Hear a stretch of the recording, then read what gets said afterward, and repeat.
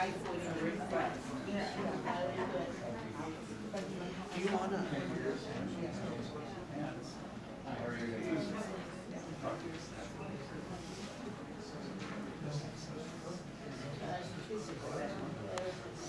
Sir, do you want to sit here? No, because I would prefer something that's more solid than soft. No, I want to leave. Yeah, okay.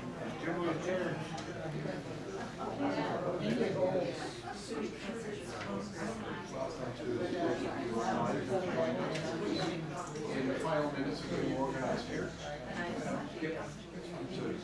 Now we're broadcasting sound except for my one. Looks like Chris is ready to go. So what mic are you using, Chris? It should be on. Go ahead. Hello, everyone. Normally, I don't need to use a mic while we're speaking, but we have folks from across the country who are watching and listening. So I'm going to sit down while I speak, but that's so they can see me in their cameras. I wanted to welcome you on behalf of College Street United Church, and to tell you that there are refreshments out in the hall that are going to be there throughout our time tonight. And so help yourself. If we need more chairs, we can bring them up in just a few minutes. Do we need more seats? There's two back here. I think A few more back here. a couple more back there? Okay. So if we need more chairs, don't mind me, I'll go out and get a few. So welcome and thank you for coming to a conversation about the future of our church, the hopes and dreams we have for our community of faith, and the various responses we have to our future and to our present. We are very honored to have Greta Vosper here tonight. I'm going to introduce her in a minute, but let me just tell you about the whole of what we're doing, and then you have some sense of the picture. We're having conversations with four individuals who have been part of the United Church for quite a time.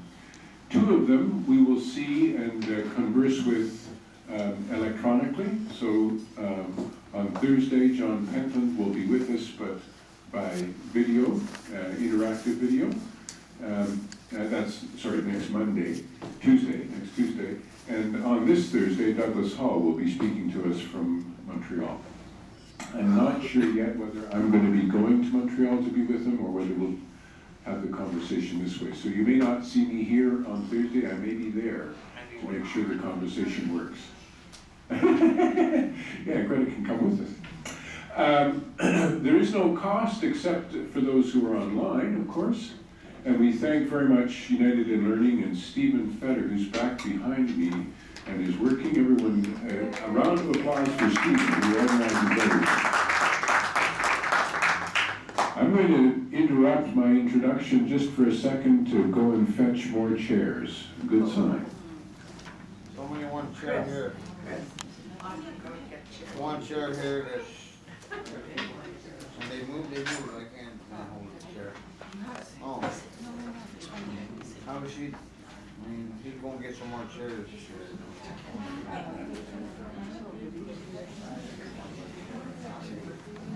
So friends, while Chris finds those chairs, I just wanted to remind you that the people in Saskatoon will not hear you if you just speak without a mic. So when it comes time to our question and answer period, we have a mic that we're going to pass through the crowd. And I know that we're all close together here, and it feels kind of silly to not just sort of shout out your question, but you know, we have people from coast to coast listening in tonight. They also will have their questions, and I'll be reading them to you. But the reason we have the sound system is so that they can hear you as well as the speakers, and we want to make sure that happens. So Chris has a mic there, and we have another one that we're going to pass to the crowd. And Chris, I turned your mic off, but I can turn it on again. Go ahead. So thank you, Stephen, and thank you everyone for coming. A couple of notes as we begin. This is a conversation where we honor everyone's question and everyone's response. There will be opportunity for us for conversation, and I trust that we will all treat each other with great dignity then in the conversation. And there is possibility for conversation between people here as well as between us and those who are online, or between Greta, one of the speakers, and others. Is that all right? Everyone's on board with that? There is no cost, as I said, but we have a little basket here at the front. I'm going to pass it around in a bit. Take some out if you need it, put some in if you can. The whole point is that when we do this kind of thing, there are costs that we incur, and this will help us to offer scholarships not just for this particular program, but for a number of programs that we're sponsoring throughout this year. And I'll tell you about some of those as we go along. But welcome, and thank you very much for coming. And Stephen, there are people from where exactly, so we can say hello?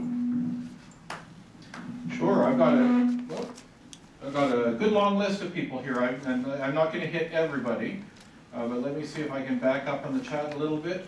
We have Charlotte Lake, north of Kingston. We've got Naramata, BC, Halifax, Beamsville, Ontario, Mill Woods United in Edmonton, Dobbington, but I'm not sure where that is, Miramichi, New Brunswick, Cobden, Ontario, St. John, New Brunswick, someone else from Kingston, someone from an acreage in central Alberta, south of Camrose. Oh, that's where we all And want to then be. Pat and Esther in Saskatoon. Morpeth, Ontario, which is in southwestern Ontario. Gee, this really challenges my geography. Maybe you folks know where these are. Anyway, lots of folks here. We've got 21 people online so far, and I know there are others who are planning to watch the recording, and they're all pleased to be here and looking forward to asking lots of questions when their turn comes. Indeed. Well, welcome all. I'm not sure which way to look, which camera's on, but welcome all of you. And please know that when we come time for questions, we'll alternate between those online and those here present, so that those online will have their chance, hopefully, to ask the question they need to ask. The basic format is that we're going to talk, Greta and I, for about half an hour on pre-programmed questions, which I'm going to ask to all of the 4 speakers we have. After that, invite you to offer your questions. And the way that we'll orchestrate it is that if you've got the microphone, that means you get to ask the question, okay? So we'll pass the microphone around. Are everyone all right? Are we all on board with that? Tired. Hmm? Could be. Yeah, you. My first time here, I mean. That's good, John, and I'm glad you're here. So after about half an hour, we'll give you a chance to ask your question if you have it. I don't have it. Not yet, okay.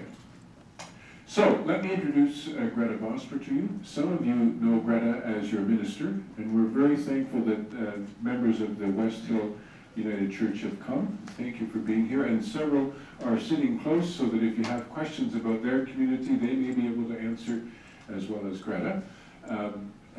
So Greta has been a minister at West Hill United for a little close to 20 years, eh? Almost, yeah, just over. Okay, we're very pleased that she has offered leadership in this presbytery for so long. She's written a number of books, one of which I have right here. And if you haven't seen it, you should. With or Without God. I gave away my copy of Amen and have not received it back, so that's always a good sign that someone enjoyed it that much. I have a surprise. I don't think Greta has seen this picture in a few years, but this is a picture of when Greta was a student at the Theological College in Cuba. I'll pass that around if you can pick her out. That was in 1988 or 87, 88. Anyway, there she is. So Greta has been in a part of my world. I took that picture and led those students to Cuba, and so I've known her for many years and appreciated her compassion and goodwill along with her great intellect. So with that introduction, here we are. Greta, I wanted to start by asking you to give us a bit of an introduction of your participation in a church, and then what do you see as our chief challenge as a church in 2017. Thank you, Chris. Some of you may not know that Chris was one of my professors. He took us on this trip to Cuba as a field, I don't know, an opportunity to see what was happening in other areas of the world. But he was the field supervisor, putting us in our placements at Theological College. And so Christopher was the person when I escaped from chapel one morning when one of the Anglican students had invited us to stand and say the Apostles' Creed together, which I had never done in my United Church, I fled, and I found my way to Christopher's office and said, you know, if this is the deal, man, I am totally out of here, because like, if that's what I'm supposed to believe, I don't believe it. And he very kindly handed me this book about this thick called Creeds, and said, look, you're not the only one that has, you know, a dissenting opinion, right? And so I managed to make my way through 3 years of theological college because Christopher was by my side. Thank you for having me tonight. My history of the United Church goes back to being born into it. As a child, I was nurtured in the United Church. Was privileged to be the probably only generation who was at Sunday school in exactly the years of the new curriculum, which was a curriculum published in 1964, but that had been stimulated by progressive theology, and had, in 1952, the United Church of Canada decided it needed a curriculum that reflected contemporary critical scholarship. And so they started to do this work and published it in 1964. Unfortunately, it required much of Sunday school teachers, and if you've ever been a Sunday school teacher, requiring anything more than photocopying and getting out the popsicle sticks is daunting every Sunday morning. And so the curriculum didn't last very long. But it meant that I was taught in a time when conversation about God was about a relationship with one another, not a relationship with a divine being. The stories of Jesus were about teaching us how to live, how to be good kids, and how to talk with one another. And it was an opportunity to really develop an idea. I grew up with the ideas of God that aren't traditional, but of course I didn't know that. I didn't know that they were non-traditional ideas of God. They were just ideas about God that I grew up with. So my theological training affirmed that as I delved into the rigorous intellectual engagement with the biblical record and with the many hundreds of years of engagement that document had had, and the many minds that had done that work. So when I began my ministry in 1992, ordained in 1993, both here in Toronto, I was simply doing work that I had been, training to do, and have done that for the last 20 years at Westville United Church. And that has brought us to a really critical moment in the United Church of Canada,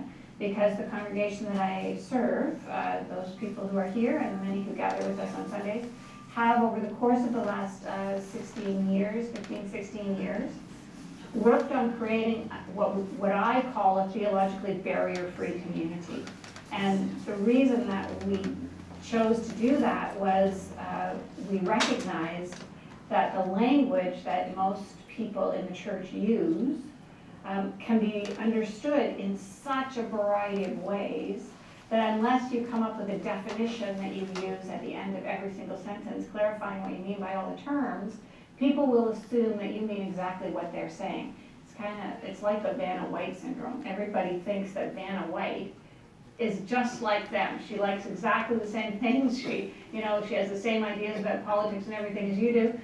It's called the Vanna White syndrome. And when it comes to theology, when we use the language of Christianity, we forget that the spectrum of Christianity is so broad that it's almost impossible for us to be understood. So when I came to that realization in 2001 and tried to figure out what to do about that, it became obvious that the language needed to be removed from the lexicon in order that we would be able to talk about the things that we were talking about without using code language that needed to be decoded. So we still talk about exactly the same things.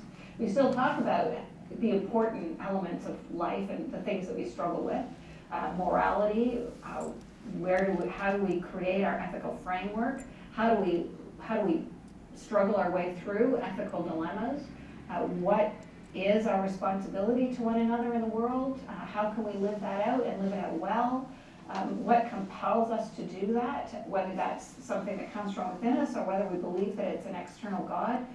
we are called to do it, right? We are compelled to live in a certain way. And so we come together every week to encourage and inspire one another to do that, and to give one another the courage to do that and the strength to do that in the weeks to come. So we've been on that journey for many years.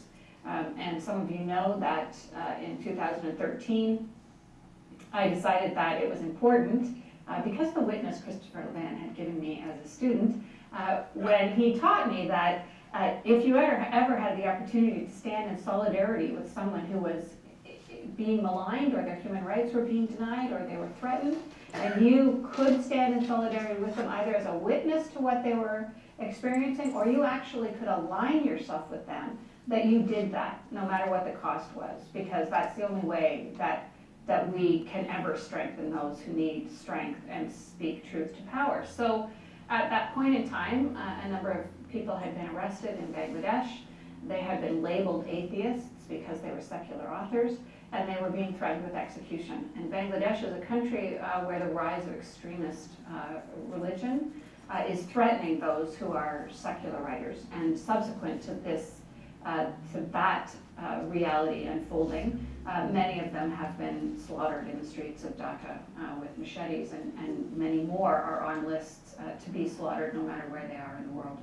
So I took on that label after the tutelage of Professor Levan, and identified as an atheist, not because I had changed my beliefs, but because my beliefs were consistent with atheism. I had just called them non-theism or post-theism, or in Amen I refer to them as theological non-realism. No, that's not what I call them. Yeah, theologically non-realist, yeah. And it took me 3 pages to explain what that meant, which is probably why they're still struggling with the book. But I realized, like they call themselves atheists because they don't believe in a divine supernatural being, and they don't believe that Jesus was or that there was a divine Son of God. So they're atheists. Well, I believe those things too. They're consistent with mine. So I took that label on in a show of solidarity. It turns out that they didn't actually self-identify as atheists. They identified as secular humanists. The label atheist had been put on them in order to incite hatred against them. And taking that label on here in Canada, in a theological setting, I naively assumed that my peers and colleagues would understand what I meant by that I didn't believe in a theistic being called God, and all the repercussions of that, and that this was Canada, and that you could be an atheist or a non-theist or a theist or a whatever you were, and no one really would malign you for it. So I have been troubled that in the theological milieu, even colleagues, and a colleague recently on national radio, suggested that my being an atheist meant that I malign people who are religious, and I malign their beliefs, and that's not true. And others believe that an atheist is someone who does nothing but denigrate religion, which of course I work in religion. I don't denigrate religion. So I have been surprised at how important it has been for me to have taken on that label. I don't regret doing it. I think that it has exposed some very serious issues that we have both in the United Church and culturally as well. And to answer the second part of the question, Yeah. what do you see as is this the chief challenge that we face in 2017 as a church? I do think it is, and that's, I hesitate to say it because it sounds like it's all about me. It's not about me. I think that it's exposed that there's a conversation we need to have in the church. I think that we needed to have that conversation for many years, and I was saying earlier as we came in, I quizzed someone on what year the United Church really screwed up and hasn't recovered since, and in my opinion it's 1992. Shortly after our decision to ordain gays and lesbians, when we were struggling under the crushing losses associated with that brave and bold move, we brought to our General Council the question on the authority and interpretation of Scripture. And at that General Council, there was incredible dissent. Both people could not agree on whether the Bible was an authoritative text or the authoritative text of the United Church of Canada. And instead of forcing the people in the pews and those who led them to to take that question on again and not be satisfied with the fact that we were afraid to come to any, conclude. We didn't want to push anybody in. And said, we just took out the article and decided that it was authoritative text. And we missed the opportunity to reflect on the fact that we had historically, over and again, brought our own ethical understanding, our own morality to the Bible and said the Bible is wrong. And we had made our own decisions. And after 1988, we had an opportunity to do that, which would, I think, have changed the course of the United Church. Actually, it would have continued the course the United Church had been on, and would have allowed those who stayed after 1988, who championed the United Church of Canada, it would have allowed them to stay because they're the people for whom the language is not essential, for who we are and our witness within culture. That's what was essential to those people. But instead, by waffling on that question, and so not standing truly to our commitment to progressive theological exploration and articulation, we allowed those people eventually to tire of our insistence upon ecclesial language, which had no meaning in contemporary culture. Okay, very good. Let me just keep going here. Well, the second question I wanted to ask is, and this is following along the same way, what, if you had to describe the worst future for the United Church, what would it look like? And conversely, what would be your greatest hope? And why would you have that hope? So there you are, worst and best. The worst future for the United Church will be one that continues to be crippled by fear. I think that that has been growing in the United Church, and there are many factors as to why that's happening. But I think for me, and because of the situation I'm currently in, that at the last General Council, the vote to explore, to look at the questions of ordination, to determine whether or not they were relevant in our time, and they're based on archaic doctrine. To explore those questions, the proposal to do that was defeated. The vote against it was 52%. There was an identical proposal that went to General Council Executive. A few months later, in November, it hit the table. The chair of the Theology, Interchurch, Interfaith Committee rose and accepted the responsibility for taking that work on, at which time, as I understand it, the meeting was really adjourned because they were out of time. So it came back to the table in April. In the interim, the Agenda Committee had determined that the work of restructuring the church was more important than the work of having that theological discussion. And I think and so the General Council Executive voted it down, despite the fact that 48% of General Council Commissioners voted to have that discussion. So I think that that's an indication of a growing fear. And since the review has been called, clergy are they're more hesitant now than they were before. Indeed. So can I just ask a little bit more about that? So people are afraid because of what they perceive as a witch hunt that's some of that, yes, but I think the church generally is afraid because of declining numbers. Okay, that's because we've got this surfeit of property and cash right now, but we don't have people in our pews. We don't have the impact that we had, and I loved your article that you have from 1985 about empty pews. That story has only got worse and is actually very, very hit a very dangerous point at this point in time, because the average age of the people who are in the pews is often so high that the decline of congregations will be precipitous, as people just die off and are unable to be present. Okay, thank you. That's helpful. And now your hope. Well, I think that. If you don't have one, say you don't have one. No, well, I don't. There's hope. Whether it's realistic or not. I said yesterday on Zoomer TV that I think the United Church will become extinct in the predicted timeline, which I think is 1931 or 2031, and that's a long time away. When you think about it, 2031, how realistic is that? So I did say, I said, yeah, we'll be extinct by then, I expect. But what the United Church has been and what the United Church has contributed to society, I mean, think about it. The United Church was imagined when the country was 50 years old. I mean, we were a little country with no history whatsoever. And people got together and decided they wanted to create this denomination that could actually affect the development of this country and make it something great.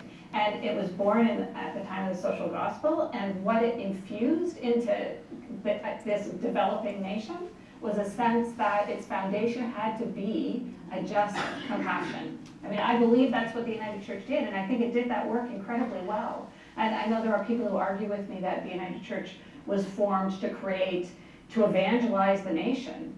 But it was only evangelizing the nation with the theology that it had and that it lived out. And that was a very practical social gospel. That was not an evangelical come to Christ and be saved gospel message in the United Church.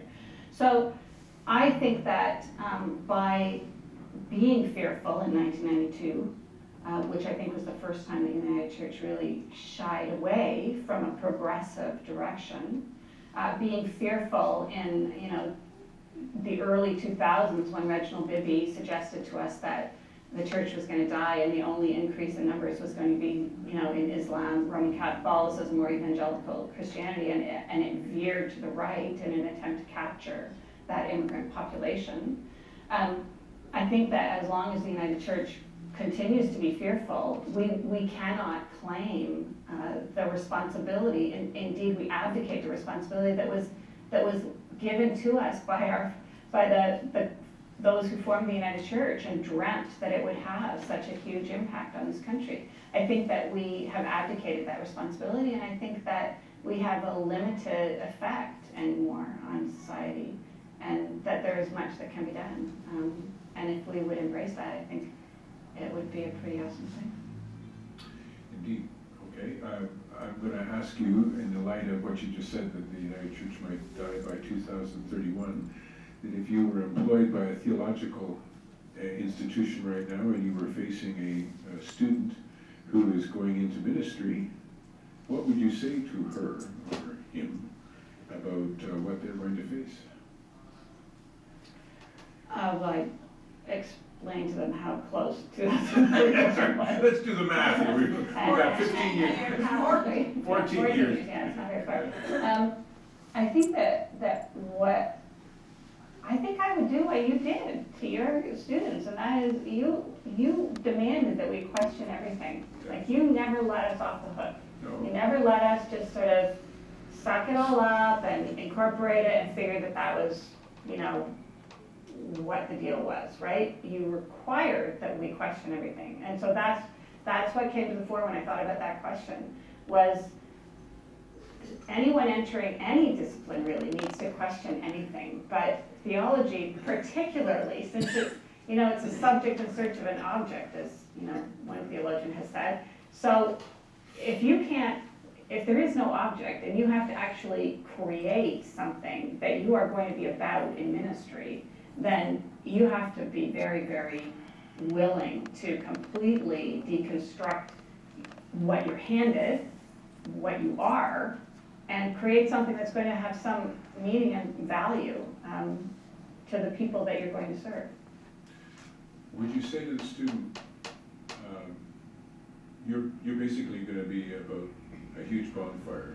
You might be part of it, you might not, you might be fueling it, you might not, but essentially you're going to be watching it burn, and whatever you can make of that will be what you can make of it. Yeah, and there are some people who I think there are some who feel very strongly drawn to that very pastoral work. That wasn't what drew me to ministry. No, I mean, I think that being a force for change in the world and aligning myself with a denomination that was that force, that was what drew me to the ministry. So if people are drawn to a pastoral kind of ministry and that's what they want to embrace, then I encourage them to do it.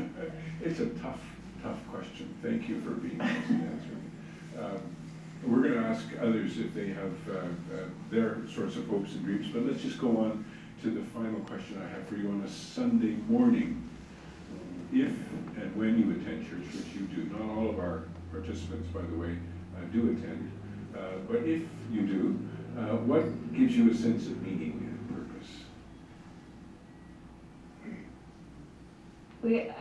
There's people here from West Hill, and being with those people and being inspired by them is what gives me a sense of meaning, purpose, and the work that I get to do midweek as I engage with them, but also as I explore the topics that I'm going to share with them. This past Sunday, we begin meeting at 10:30, as many congregations do, and we put on our website that we'll be together probably for about 90 minutes. So usually I start to speak at 20 after 11 or something like that, and wrap up sometime shortly before 12. Well, this week, what the congregation was doing together was so important and so meaningful that I didn't get a chance to start speaking till 10 to 12. 10 to 12. And I had a lot of stuff to share. So anyway, but what was offered there, I mean, one of the members of the congregation sang solo. He's not a member of the choir, he's not a professional singer, but he's saying, he ain't heavy, he's my brother. This is a man who works with pathways, working with kids and helping them with their homework after school. Many of them immigrants or refugee kids. And then he told a story afterward, which I think had half the people in the congregation crying. I was in tears. I was in tears while he was singing. And in their sharing time, just the depth of honesty that's shared, and the joy and the sorrow and the challenges and the opportunities and the reality, is embraced by everyone there. And that's, I don't know, it's an unbelievable time. Right, and I've heard many people say that.